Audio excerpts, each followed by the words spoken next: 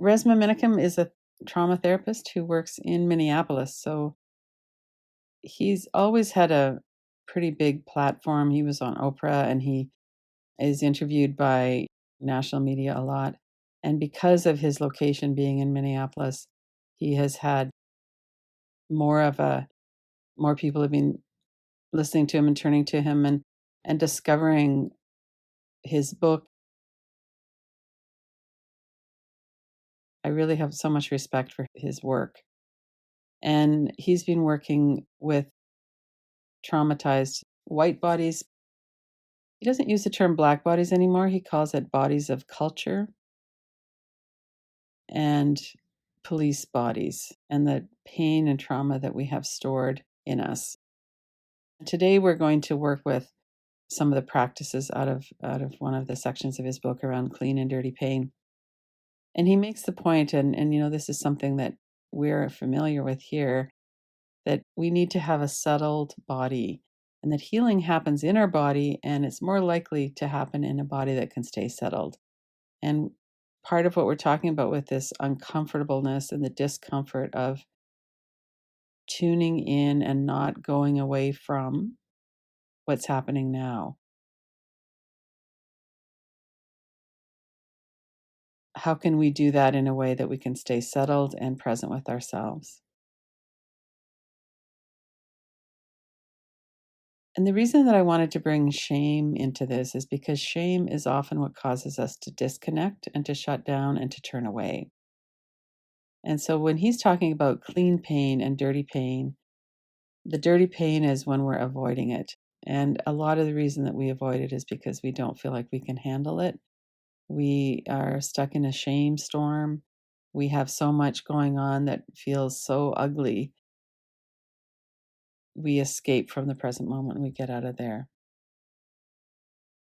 When we feel that, we go into fight, flight, freeze, or fawn. We've talked a lot about the 4 Fs, and fawn being Pete Walker, a trauma therapist as well, his contribution to the survival strategies that we have. And we really are seeing this, and we've been seeing it for the last 3 months with COVID-19. People's responses to it, some people are in denial. Some people were out demonstrating for the right to get their hair cut. A lot of people are in freeze. There's a lot more alcohol and drug use, more Netflix. We have a nervous system that responds to these. And the more stable that we can stay in our nervous system, the more we're able to stay present and metabolize clean pain instead of avoiding it.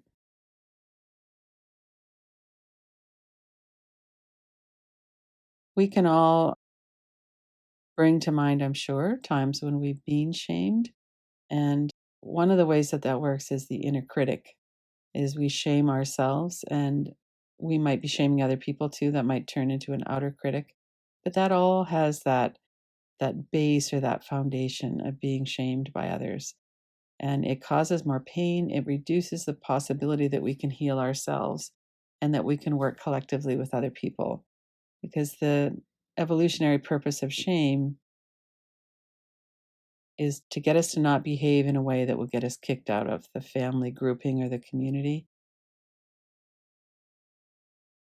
And if we're feeling that shame storm, we're going to be really inwardly focused. We're going to be probably thinking that we have nothing of value to contribute. We're going to be scared to say anything in case it's the wrong thing.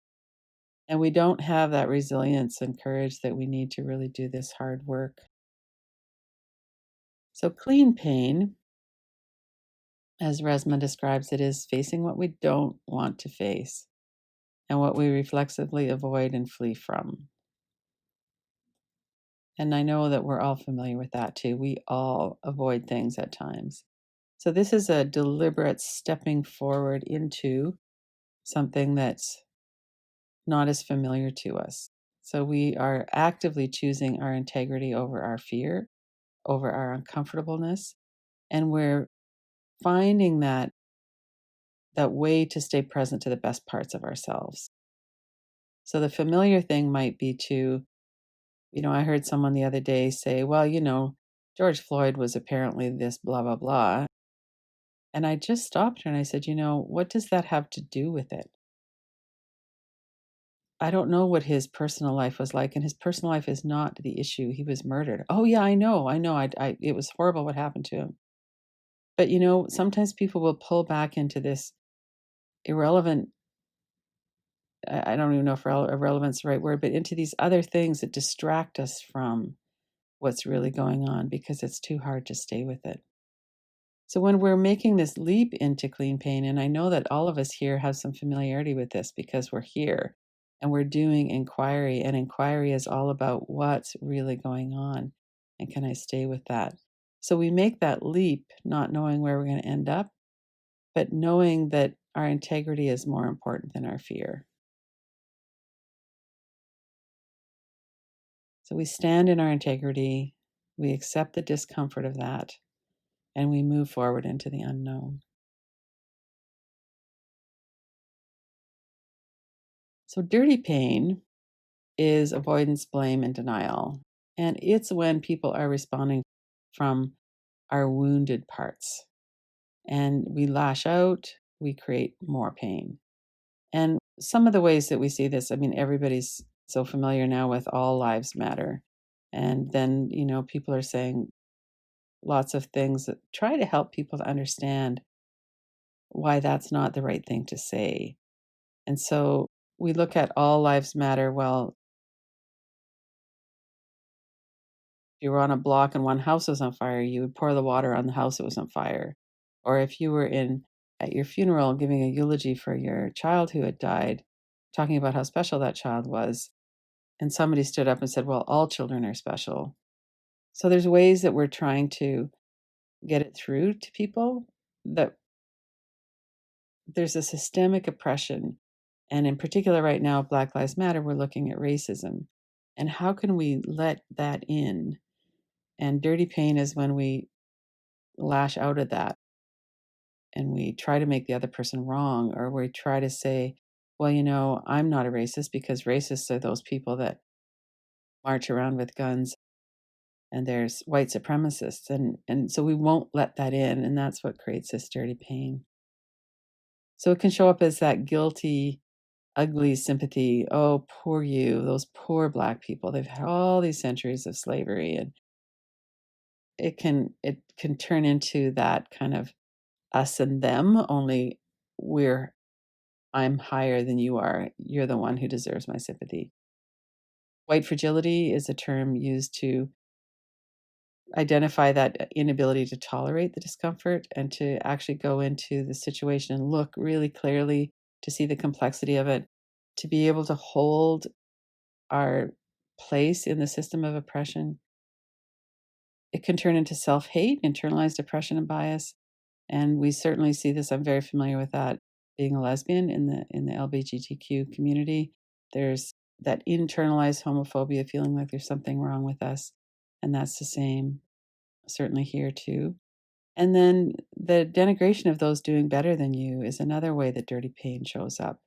Is criticizing those people who've kind of made it through and have healed more or more successful, and that jealousy and kind of cutting people down. And then another way as it shows up is that extreme reactivity under stress, that when we're in dirty pain, we don't have access to our full humanity. We're reactive, we're not wanting to see things as they are. And that makes us really reactive. So one of the ways that this shows up is talking but not listening, denying other people's lived experience. So if somebody is mansplaining something to women, another way certainly of that is to not really be paying attention or listening to when someone of color says, this is my experience. And then we immediately are kind of going, well, yeah, but, and then we try to influence the way we hear that or what they're saying. So jumping from our body to our head, going into theory or generalities is another common one. And objectification, false narratives. Black people don't work as hard as white people. In Canada, I've heard a lot of people say things like, well, Indigenous people are all drunk. What do they expect? And so there's this dissociation of these are the real facts. This is how history works. And this is, if we look at Indigenous people, for instance, the impact of the residential schools over centuries and decades has a big impact on the culture and on the community. And oftentimes, the dirty pain part of it is just being blind to the whole situation. And then violence being another expression of dirty pain. So, we're going to go into the inquiry. I want to actually show you first. There's 5 steps. I guess I don't have that slide in here. Sorry. So, there's 5 steps that we're going to go through. And the first one is to soothe ourselves. And maybe I'll just go through the slides quickly. So, we're going to soothe and settle ourselves. We're going to notice our body. So, these 2 things are things that we're really familiar with in this group. Accept the discomfort and notice when it changes. So, we're going to stay in this long enough that we can be present with the discomfort and see that at some point that's going to shift. We're going to give ourselves some time for that. And then responding from our best parts. This is partly work that we would do in engagement with other people. So if you're in a community group, for instance, where you're talking about structural racism or whatever it is you might be talking about, that these are ways that we get in trouble when we're trying to interact with other people. And then to discharge the energy afterwards. So let's go back to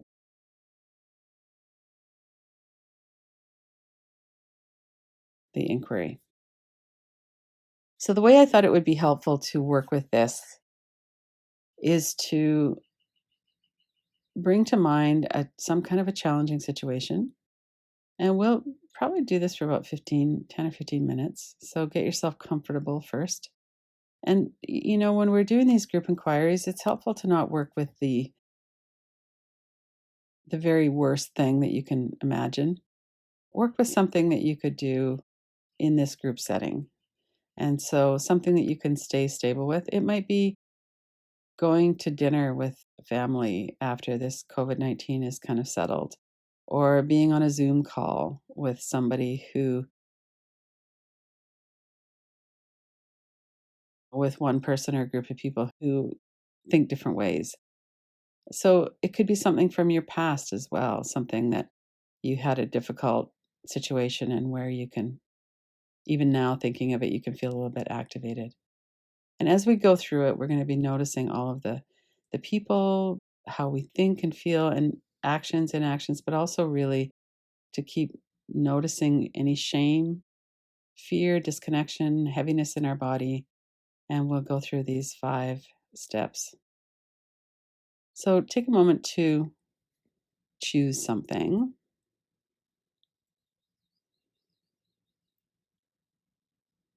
And as you do that, notice the response in your nervous system. So, did your breath change?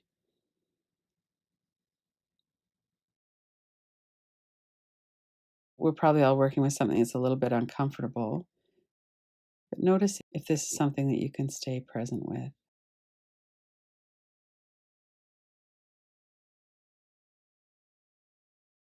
And then get yourself really grounded. If you wanted, you could look around the room and see 5 things.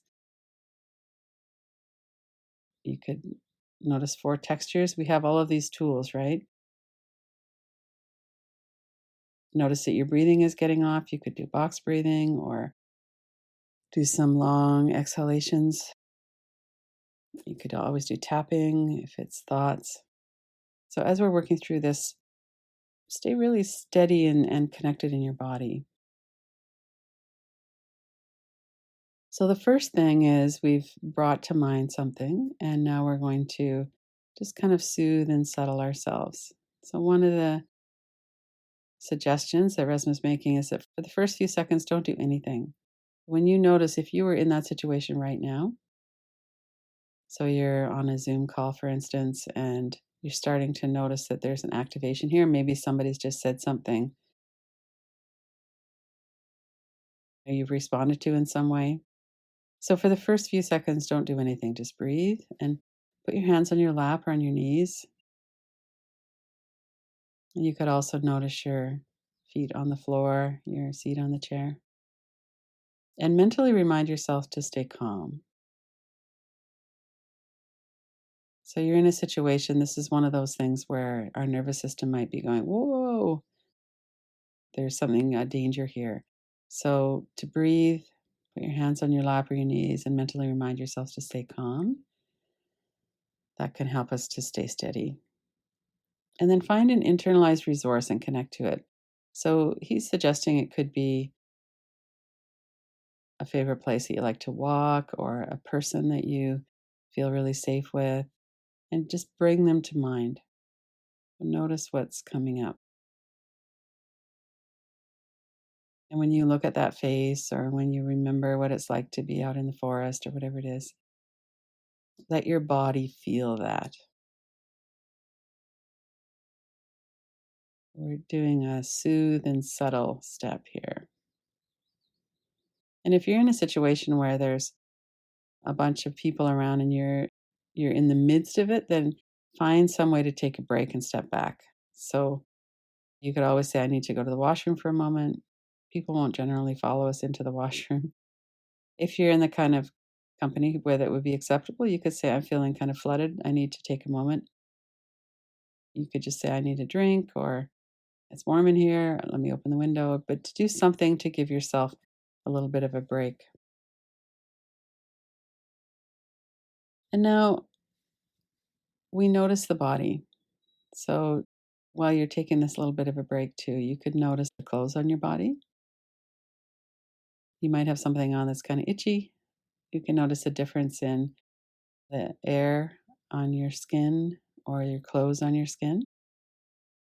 You can notice your tongue, anything that's tight. Notice if you're hot or cold, if you're trembling. What's going on in your nervous system that's reflecting in your body? Take a moment to really notice that.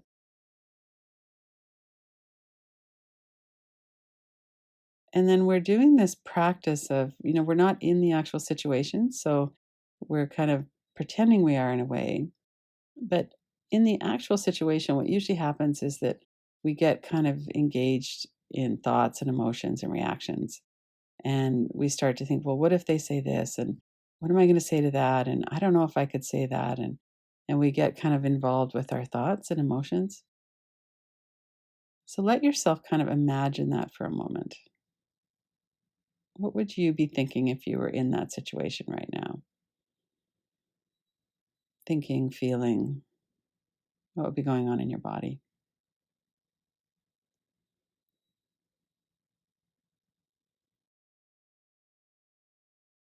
And really consciously don't go down the rabbit hole of the thoughts and emotions and reactions. Just keep bringing yourself back to your body.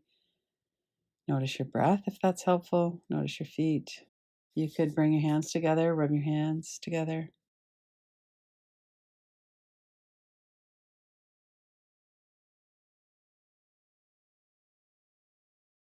And now we're going to stay with it. So bring that situation up again in your mind. Notice if it's the person's face or if it's the Zoom screen where there's some people on there. Bring the situation to mind again.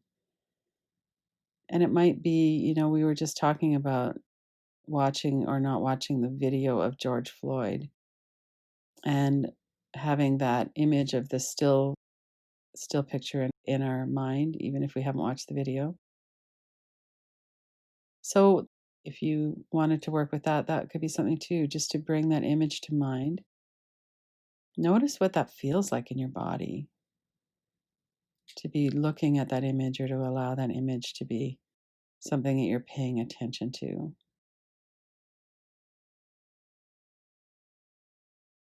Notice what's in the image. There's predominantly the cop, his blue shirt, his arm,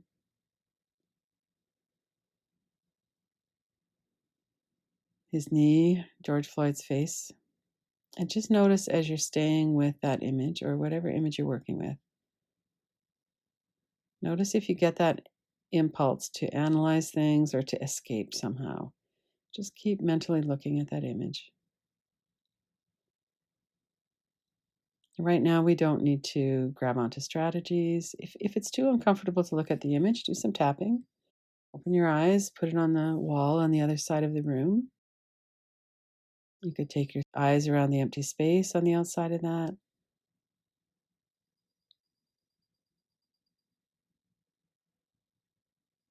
Notice your breath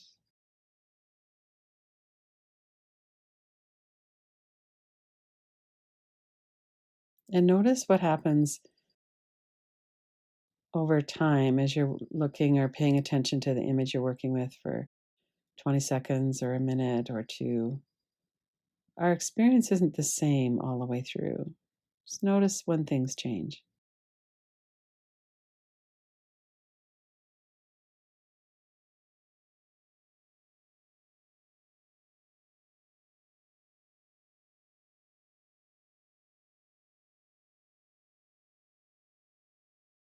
And don't get engaged in thought.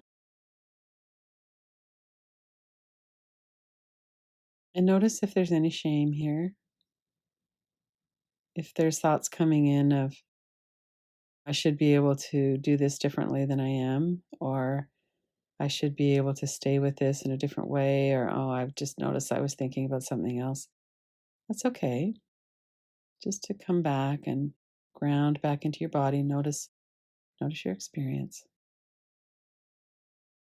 And one of the points that he makes is that discomfort is a protective response, not a defective one. So discomfort is here because there's something that feels like it's too much. And our impulse to move away from discomfort is part of our system.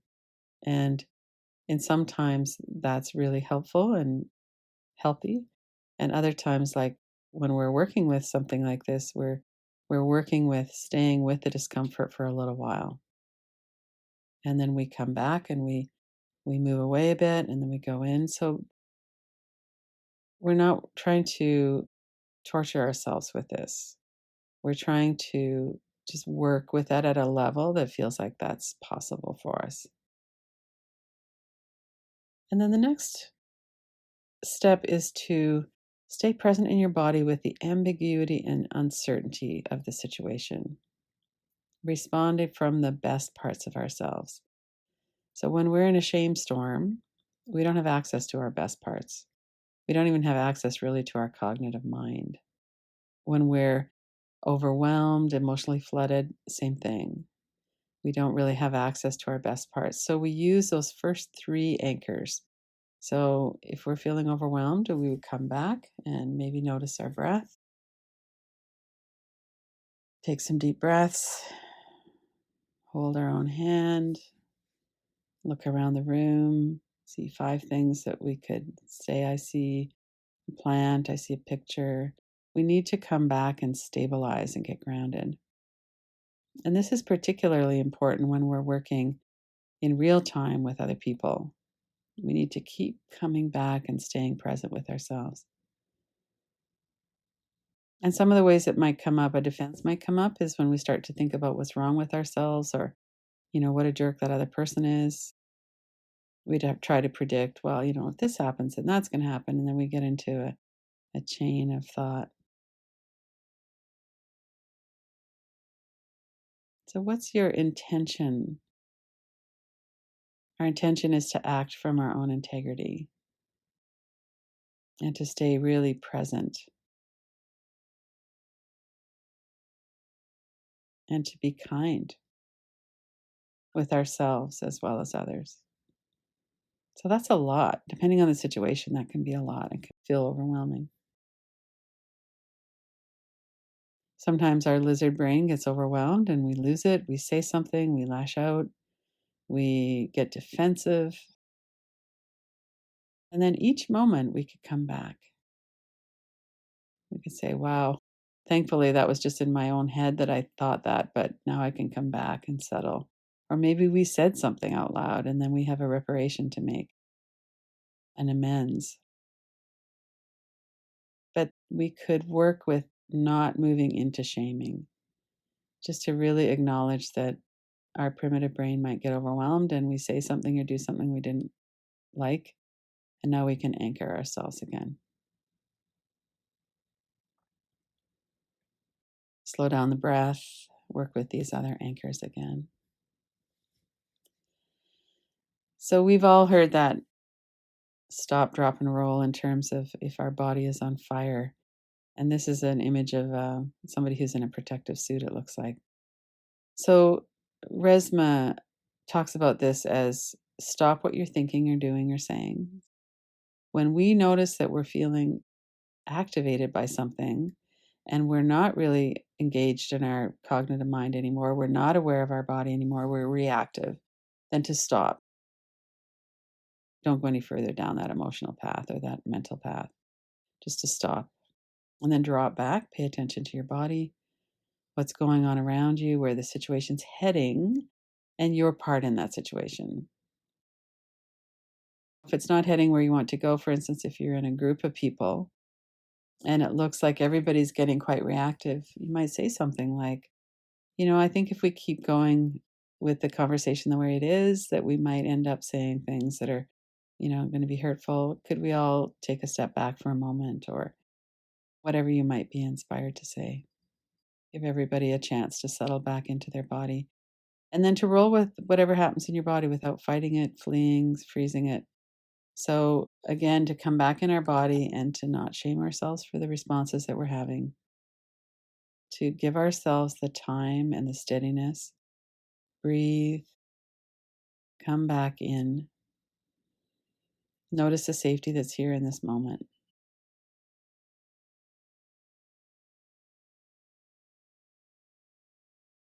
And then to discharge the energy in a safe way. So, what I was thinking now, I think it would be good for us to get up and do a little bit of shaking together. But before we do that, let's just notice what's been happening in the body for the last 15 minutes. What that experience was like for you. And there's many ways that we could discharge the energy. If you're feeling like you wanted to go for a walk or to leave this and come back to it another time. But this is more when he's talking about engaging with groups or engaging with family or friends or some kind of a dangerous or high stress encounter, to discharge the energy on the rest of the day and through the week. And, we were talking about that earlier in terms of I need to take a break today and do some yoga and to do some practicing, some relaxation practices, or to walk or to do these things that help us to release that energy out of our body.